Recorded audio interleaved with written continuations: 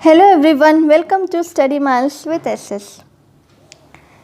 आज हम लोग इंटरनेशनल अग्रीमेंट्स करेंगे जिसमें मॉन्ट्रियल प्रोटोकॉल जो कि बहुत इम्पॉर्टेंट है और ये पीपल डेवलपमेंट एंड एनवायरनमेंट का पार्ट है, उसका टॉपिक है जो कि हमारा पेपर 1 में आता है। ओके, सो वीडियो को स्टार्ट करने से पहले जो लोग भी नए हैं जिन्होंने अभी तक मेरा चैनल नहीं सब्सक्राइब किया है, I highly request them to subscribe my channel and hit the bell icon as well. इससे क्या होगा, इससे जो भी मैं वीडियोस डालूंगी उसकी नोटिफिकेशन आपको टाइम टू टाइम मिलती रहेगी। ओके, सो आज का लेक्चर स्टार्ट करते हैं विदाउट फर्दर डिले। सो आज मॉन्ट्रियल प्रोटोकॉल करेंगे। मॉन्ट्रियल प्रोटोकॉल में कितनी कंट्रीज़ ने साइन किया, इसको लाने का इसके पीछे क्या रीज़न था, कब इम्प्लीमेंट हुआ, ये सारी चीज़ will discuss today. So let's start. Okay, before starting anything, पहले तो हमें ये जानना है कि ये इमर्ज कैसे हुआ, इसको लाने का विचार लोगों के मन में कैसे आया। सी, एंटार्क्टिका आपको पता है क्या है? ओके,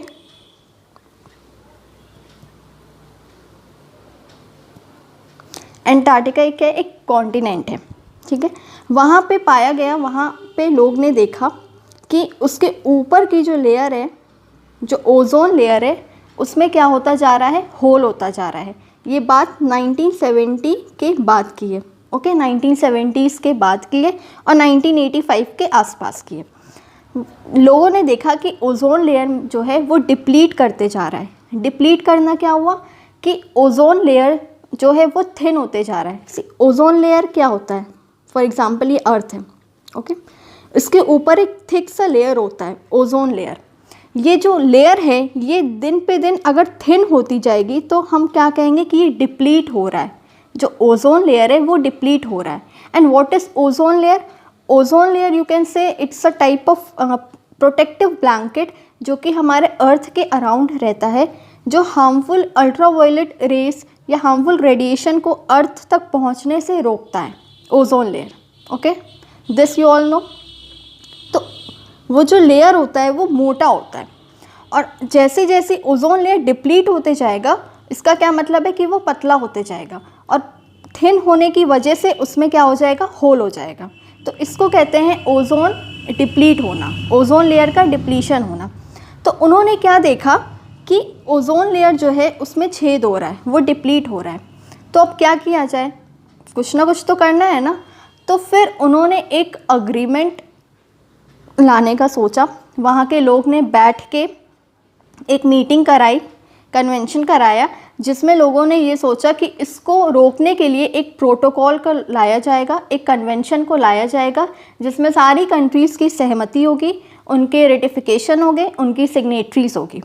तो सब ने मिलके एक प्रोटोकॉल बनाया जिसका नाम है Montreal protocol.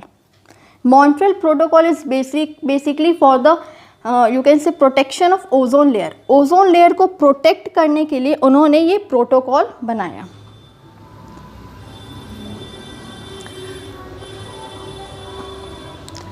Now will read what the statement says. See, by the late 1970s scientists were able to prove that chemical substances that were used in air conditioners, refrigerators, aerosol cans were causing damage to the ozone layer।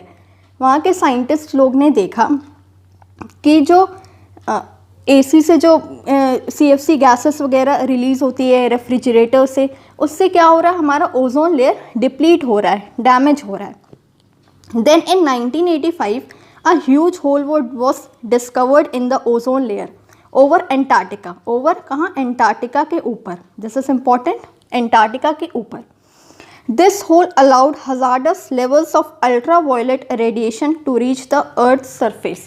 और इस whole के चलते हम जो ultraviolet rays है वो सीधे पृथ्वी तक आ रही थी, जिससे क्या होता है, जिससे ढेरों बीमारियां होती हैं, लाइक आपके स्किन कैंसर हो सकते हैं, रेस्पिरेटरी डिजीज़ हो सकती है, दुनिया भर की बीमारी इससे होने की संभावना होती है। तो इसको रोकने के लिए वहाँ के साइंटिस्ट लोग ने कन्वेंशन किया और उसमें क्या डिसाइड किया कि मॉन्ट्रियल प्रोटोकॉल को लाया जाएगा।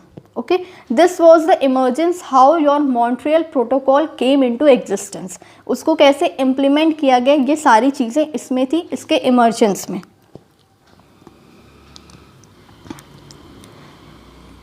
नाउ नेक्स्ट है, Montreal protocol is an international treaty designed to protect the ozone layer by phasing out the production of numerous substances, जिसको हम कहते हैं ozone depleting substances, ozone depleting substances that are responsible for ozone depletion। जो ozone को deplete करने के लिए जो सब्सटेंसेस यूज़ होती हैं उनको कहते हैं हम ओजोन डिप्लीटिंग सब्सटेंसेस, जिनके चलते ओजोन लेयर क्या हो रहा है, हमारा डिप्लीट होते जा रहा है।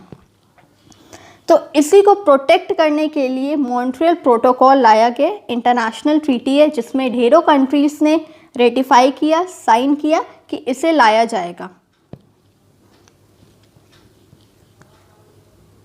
The protocol gives provisions to reduce the production and consumption of ODSs that I have already said, ozone depleting substances, to protect the ozone layer. अब सबसे बड़ी बात है कि ये कब साइन हुआ, ये कब लाया गया। 16 सितंबर 1987 को इसे साइन किया गया। सारे कंट्रीज़ ने मिल के अपना अपना सिग्नेटरीज दिया 1987 में। इसीलिए वर्ल्ड ओजोन डे जो होता है, याद रखना, वो हमारा 16 सितंबर को होता है, क्योंकि इसी दिन इस प्रोटोकॉल को लाया गया था। लोकेशन मॉन्ट्रियल, और इफ़ेक्टिव कब हुआ, ठीक उसके 1.5 साल के बाद आप कह सकते हो 1 जनवरी 1989 को ये इफ़ेक्टिव हुआ। इफ़ इन केस अगर एग्ज़ाम में आएगा कि ये साइन कब हुआ, तो you have to mark the answer 1987, and if the question says कि इफ़ेक्टिव कब हुआ with effect from, then you have to give the answer 1989। According to the question you have to take the correct answer. 1987 में sign हुआ, 1989 में इसको effective किया गया, means with effect from, it started its operation from the year 1 जनवरी 1989। अब कुछ इसके highlights हैं।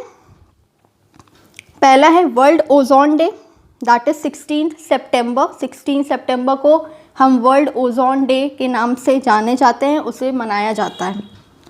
नेक्स्ट है ODS, that is ozone depleting substances. ये क्या क्या इंक्लूड करते हैं, जिससे हमारे ओजोन लेयर को डिप्लीट होता है, जिससे हमारा ozone layer, that is CFCs, chlorofluorocarbons, जो कि रेफ्रिजरेटर्स, ACs, ये सारी जगहों से निकलता है। HCFC, हाइड्रोक्लोरोफ्लोरोकार्बन्स, मिथाइल ब्रोमाइड, हेलोन, ये सारी चीज़ें हैं जो कि ओजोन डिप्लीटिंग सब्सटेंसेस को क्रिएट। यस, अब एक और सबसे इम्पॉर्टेंट है इसमें, that is India became the signatory in 1992। India ने कब साइन किया मॉन्ट्रियल प्रोटोकॉल को, इन द ईयर 1992 में इंडिया ने साइन किया। तो सीधे सीधे 2-2 साल का डिफरेंस है। 1987 में ये फोर्स में आया, ठीक है, लोग कंट्रीज़ ने साइन किया। 1989 में क्या हुआ था, 1989 में इसको इफ़ेक्टिव किया गया, एंड देन इंडिया ने कब इसको साइन किया, 1992 में। 1987, 1989 एंड 1992, ये 3 ईयर आपको याद करने। इंडिया ने कब साइन किया, इसको इफ़ेक्टिव कब बनाया गया, और बाकी कंट्रीज़ ने इसको पहली बार कब साइन किया, कब इसको रेटिफाई किया गया, that is in the year 1987। Next है first treaty in the history of UN to achieve universal ratification. ये यूनाइटेड नेशंस के हिस्ट्री का पहला ट्रीटी है जिसको यूनिवर्सल रेटिफिकेशन मिला था। रेटिफिकेशन मीन्स एक तरह का आप कह सकते हो इसको अप्रूवल मिला था कि आप ये इम्प्लीमेंट कर सकते हो। जैसे difference between ratification and signatories. Signatories में क्या होता है ना, बहुत सारी कंट्रीज़ जो है मिलके साइन करती है, और रेटिफिकेशन में क्या होता है ना कि इस एक्ट को अप्रूवल मिल जाता है कि हाँ आप ये एक्ट जो है लागू कर सकते हो, आप इम्प्लीमेंट कर सकते हो, ठीक है। तो ये यूनाइटेड नेशन के हिस्ट्री का पहला ट्रीटी था जिसको यूनिवर्सल रेटिफिकेशन मिला था। This point is also very important, you have to keep this point in your mind. And again the next point is the ozone layer is found in stratosphere layer of the atmosphere. Ozone layer हमारा किस layer of atmosphere में पाया जाता है? हमने पढ़ा है ना, एटमॉस्फेयर के डिफरेंट लेयर्स होते हैं, troposphere, stratosphere, mesosphere, ionosphere, exosphere. तो ओजोन लेयर किस लेयर में पाया जाता है? That is stratosphere. Again this one is very important, you have to keep in mind कि स्ट्रेटोस्फेयर में हमारा ओजोन लेयर मौजूद होता है। Okay, so these were the basic things you need to know about the Montreal protocol. Okay, sign कब हुआ, location, effective, और India ने कब इसको साइन किया? That is in the year 1992। Okay, so hope so आपको आज का लेक्चर पसंद आया होगा, और अगर अच्छा लगा है तो प्लीज़ लाइक, शेयर, सब्सक्राइब करना ना भूलें। और इसकी PDF मैं टेलीग्राम पे डाल दूँगी, तो आप वहाँ से इसको आप पढ़ सकते हो। Okay, so till then take care everyone, मिलते हैं नेक्स्ट वीडियो में, तब तक के लिए गुड बाय।